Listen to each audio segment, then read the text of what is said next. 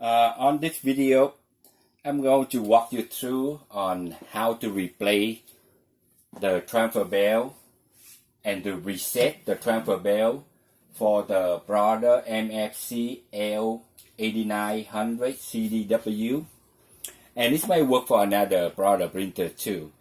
So first, you open the front cover, pull out the ROM unit with the cartridge inside. You see the latch right here, just open it.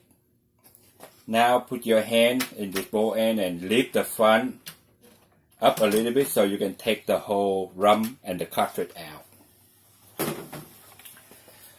To take the bell out, you put your finger right this spot so you can lift the bell up and take the transfer bell unit out.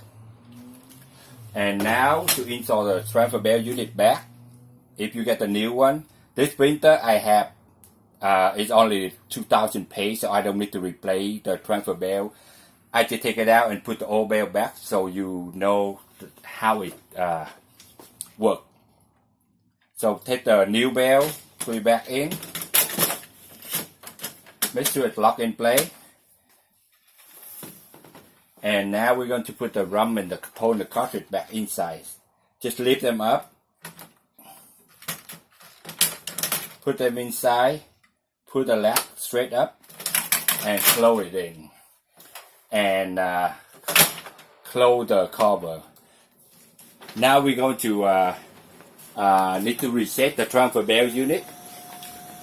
To reset the bell unit, need to go on, click on all settings,